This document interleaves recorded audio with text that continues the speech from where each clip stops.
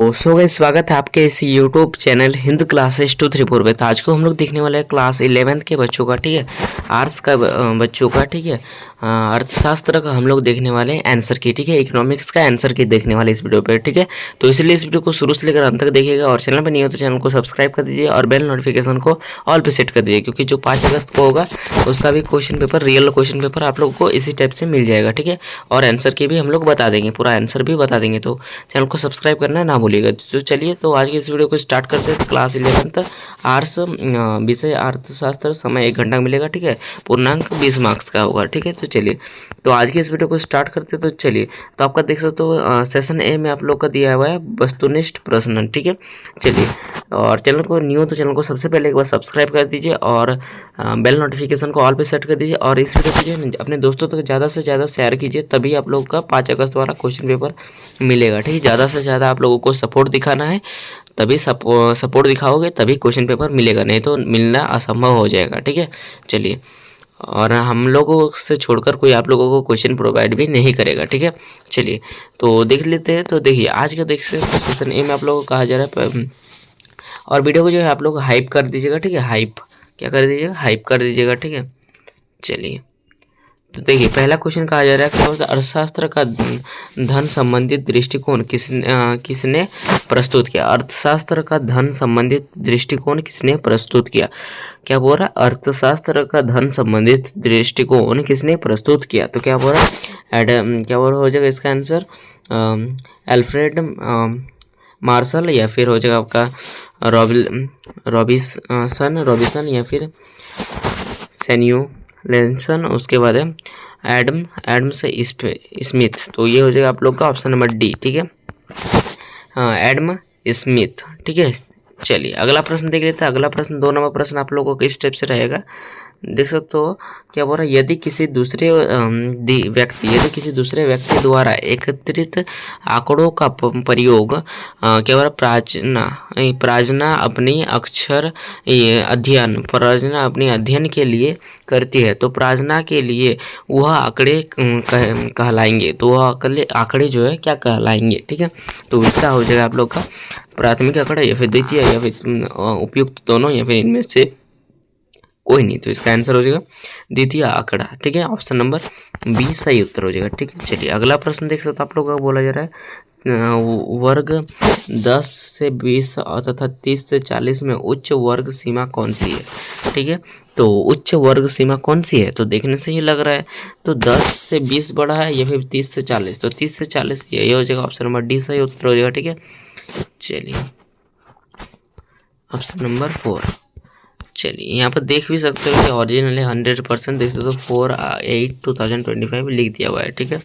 चलिए, तो देख सकते हो 4 नंबर प्रश्न है आप लोगों का, स्वतंत्रता क्या बोल रहा, पूर्व संध्या भारतीय जन सामान्य की क्या बोल रहा, आजीविका और सरकार की आय का मुख्य स्रोत क्या है। तो आय का मुख्य स्रोत क्या है, ठीक है। तो 4 का आप लोगों का आंसर हो जाएगा कृषि, ठीक है, ऑप्शन 20 सही उत्तर होगा। चलिए, अगला प्रश्न देख लेते हैं। अगला प्रश्न है, औद्योगिक नीति प्रस्ताव 1956 को किस पंचवर्षीय योजना का आधार बनाया गया है था। तो ये क्या हो जाएगा, कौन से पंचवर्षीय का आधार बनाया गया था, ये ऑप्शन नंबर बी हो जाएगा, ठीक है, द्वितीय पंचवर्षीय योजना।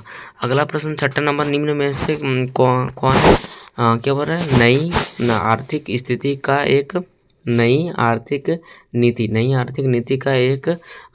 क्या बोल रहा है, अंग नहीं है, नई आर्थिक नीति का एक अंग नहीं है। तो ये क्या हो जाएगा, तो 6 का हो जाएगा, ऑप्शन नंबर सी विकेंद्रीकरण, ठीक है। चलिए, तो अब देख लेते हैं आप लोग का सब्जेक्टिव क्वेश्चन, ठीक है।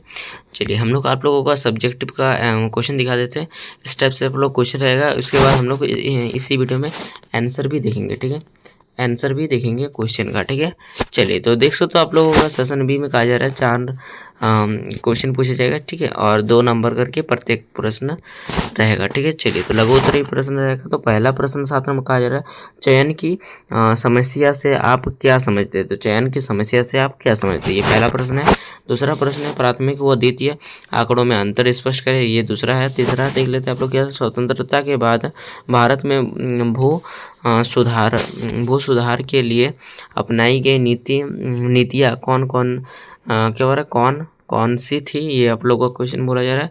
उसका 10वां नंबर है, नई आर्थिक नीति से आप क्या अभिप्राय, नई आर्थिक नीति से आपका क्या अभिप्राय, इस टाइप से आप लोगों का क्वेश्चन बताया जा रहा है। और ये सब प्रश्न भी को भी देख लेते हैं और आंसर को हम एक ही साथ देखेंगे, ठीक है। क्या बोल रहे, स्वतंत्रता प्राप्ति के समय भारतीय अर्थव्यवस्था के पिछड़ेपन के कारणों की संक्षिप्त व्याख्या करें, ये हो जाएगा आप लोग का। 12 नंबर क्वेश्चन है आप लोग का, प्राथमिक आंकड़ों से आप क्या समझते हैं, इसके संकल्प, इसके बारे संकलन, इसके संकलन की विधियों को का संक्षिप्त वर्णन करें, ये हो जाएगा। चलिए, अब आंसर देख लेते हैं इन सब का। चलिए, देख सकते हो आप लोगों का 7 नंबर का आंसर आप लोगों का इस टाइप से होगा। क्या बोल रहा है, चयन की, आप लोगों का क्वेश्चन इस प्रकार का था, चयन की समस्या से आप क्या समझते हैं, तो आपका आंसर लिख दीजिएगा इस प्रकार। क्या बोल रहा है, और वीडियो को लाइक नहीं किया तो सबसे पहले एक बार लाइक कर दीजिए, क्या कर दीजिए, लाइक कर दीजिए वीडियो, इतना हम लोग मेहनत करें, ठीक है।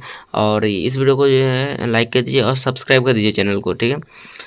सब्सक्राइब कर दीजिए चैनल को अगला वीडियो पाने के लिए, ठीक है। जो 5 अगस्त है उसका भी क्वेश्चन आप लोगों को इसी चैनल पर देखने को मिलेगा, ठीक है।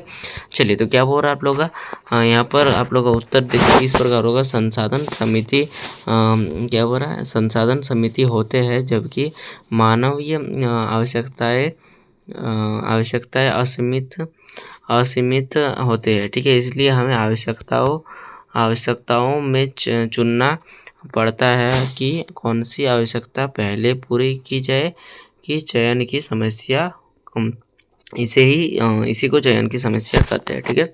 चलिए, तो अब आप लोग का 8 नंबर क्वेश्चन था, तो क्या प्राथमिक व द्वितीय आंकड़ों में अंतर स्पष्ट कीजिए। देखिए, तो प्राथमिक आंकड़े स्वयं क्या बोल रहा है,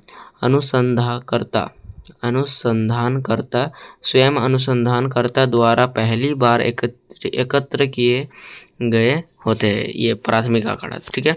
चलिए, तो द्वितीय आंकड़े जो होते हैं ये पहले से क्या बोल रहे, एकत्रित और क्या बोल रहा है, प्रकाशित आंकड़े होते हैं जिनका उपयोग पुनः किया जाता है, ठीक है। इस प्रकार ये आप लोग का आंसर हो जाएगा, ठीक है। चलिए, अगला देख सकते हो आप लोग का 9 नंबर प्रश्न यहाँ पर था आप लोग का, स्वतंत्र के बाद भारत में भू सुधार के लिए अपनाई गई नीतियाँ कौन सी थी, ठीक है, कौन कौन सी थी। चलिए, तो आप लोग का आंसर इस प्रकार हो जाएगा।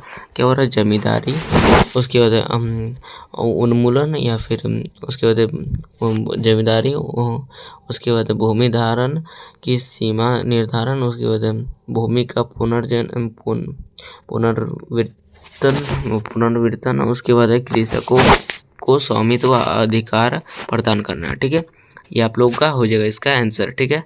देख लेंगे। अब 10 नंबर क्वेश्चन था आप लोगों का, यहाँ पर क्या बोल रहा है, नई आर्थिक नीति से आप क्या क्या अभिप्राय है, तो आप लोग को आंसर इस प्रकार लिखना है। क्या हो रहा है, 1981 में भारतीय सरकार ने आर्थिक संकट से उभरने के लिए जो सुधार किए उन्हें नई आर्थिक नीति कहते हैं। इसके मुख्य घटक थे, ठीक है। इसके मुख्य घटक इस प्रकार हो जाएगा, उदारवादी, निजीकरण, उसके बाद आप लोग का वैश्वीकरण, ठीक है, ये हो जाएगा। चलिए, तो अब देख सकते हो आप लोग का सेक्शन सी में आ गए हम लोग, ठीक है। चलिए, तो पहला प्रश्न आपका 11 नंबर था, 11 नंबर क्वेश्चन था आप लोग का, स्वतंत्रता प्राप्त के लिए भारतीय संविधान अर्थव्यवस्था से पिछड़ेपन के कारणों की संक्षिप्त व्याख्या करें, ठीक है। ये इस प्रकार हो, इसका आप लोग को आंसर इस प्रकार लिख देना है। क्या बोला, उदारीकरण, औद्योगिकरण की कमी, तो यहाँ औद्योगिकरण की कमी, उसके बाद इसका आंसर आप लोग औद्योगिकरण की कमी।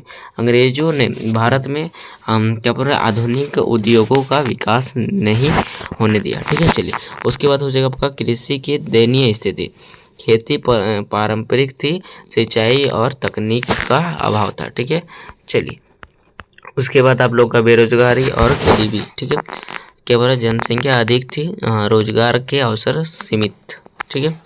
उसके बाद आप लोग का निर्यात पर आधारित अर्थव्यवस्था। ठीक है, इसको इस प्रकार लिख दीजिएगा, कच्चा माल भारत से जाता और तैयार माल इंग्लैंड से आता। ठीक है, चलिए तो लास्ट 12 नंबर क्वेश्चन आप लोगों का क्या बोला, प्राथमिक आंकड़ों से आप क्या समझते हैं, तो इसके संकलन की विधिया का संक्षिप्त वर्णन करें। ठीक है, तो आपको आंसर इस प्रकार लिखना है, प्राथमिक आंकड़े वे आंकड़े होते हैं जिन्हें किसी विशेष उद्देश्य के लिए स्वयं एकत्र किया जाता है। ठीक है, चलिए तो आपको इस प्रकार देख सकते हो, संकल्प के विधियाँ प्रत्यक्ष साक्षात्कार विधि, उसके बाद आप लोग का प्रश्नावली विधि, उसके बाद प्रेक्षण विधि, और आप लोग का टेलीफोनिक या फिर ऑनलाइन सर्वेक्षण। ठीक है, चलिए तो बाय, आज के लिए इतना ही, फिर मिलते हैं नेक्स्ट वीडियो में। बाय, जय हिंद, जय भारत।